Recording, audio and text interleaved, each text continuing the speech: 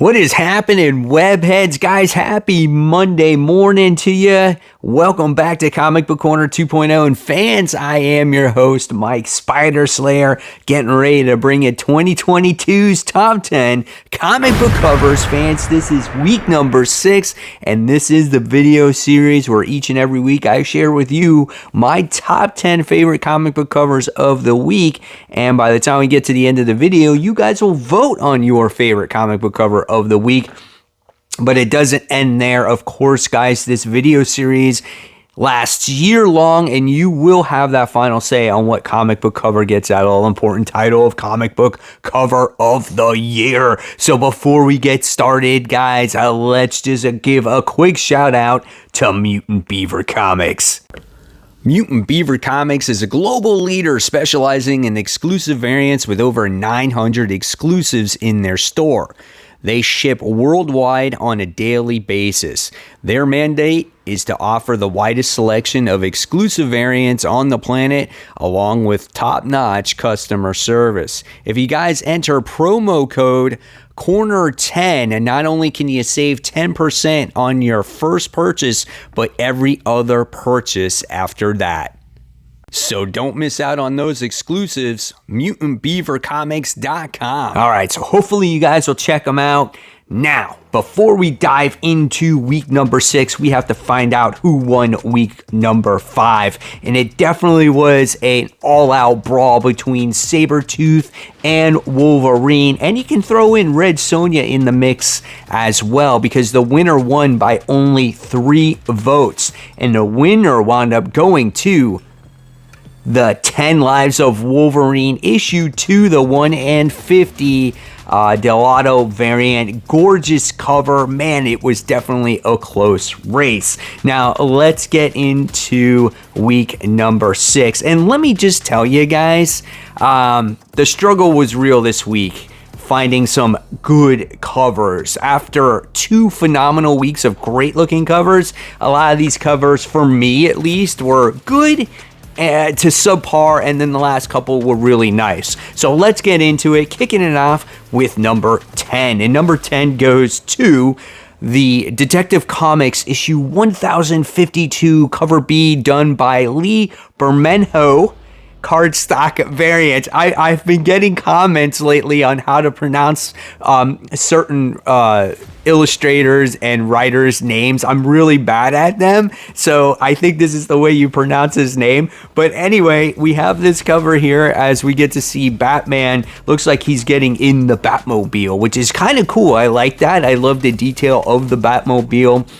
And it looks like it's coming out of Arkham Asylum or whatnot. I love how his cape is like over-exaggerated, flowing into the wind and whatnot. The only thing that I don't like about it is that it is super dark and you don't even get to see Batman's face. So I debated a long time if this should be in the top 10. But you can't deny the great detail that goes into this cover. So if you guys want to see this one win, make sure you vote in the comments section below.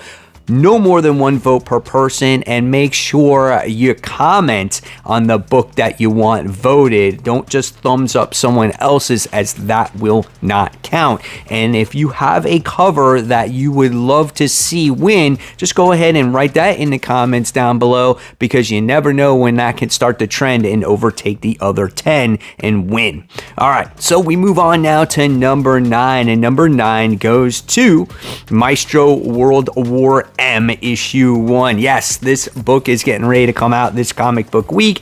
This is the Ed McGuinness variant. I always like when he does Hulk artwork, especially cover art.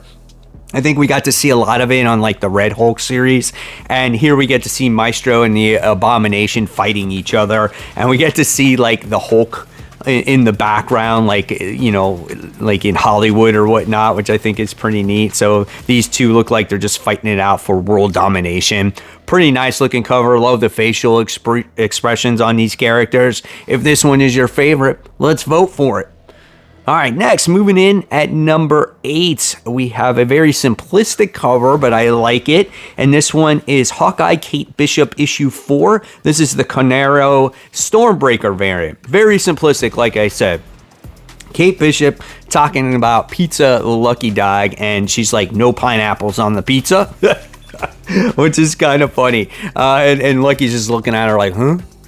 It's cool, man. I love it. No colors in the background. You're just focused on those two characters and the no pineapple. So if you want that to win, let's make sure you vote for it. Okay, next we move on to number 7, and this one goes to Titans United issue 6, the main cover. This one is done by Jamal Campbell.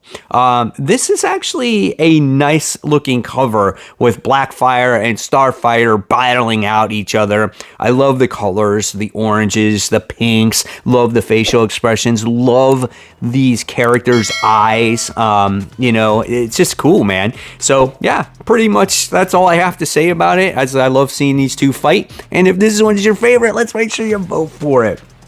Okay, next, coming in at number 6, we have Moon Knight issue 8. This is the Rachel Rosenberg main cover. This kind of reminds me of a Batman cover. It's just like, instead of Batman, it's Moon Knight standing on some kind of gargoyle or statue or whatnot in the rain with the lightning in the background. I love the detail of the rain and how it's hitting the character. In fact, I don't think that's Moon Knight though. That's like the Moon Hunter character, like his brother or whatnot. So again, it's still cool. Love the details in the cape, how it's flowing, and yeah, not bad. So if this one is your favorite, let's vote for it. All right, so now we move on to the number 5 best cover of the week, and this one goes to Batman Catwoman issue 10. This is the Clay Mann main cover. Clay Mann's artwork is gorgeous. I love when he does cover art, poster art.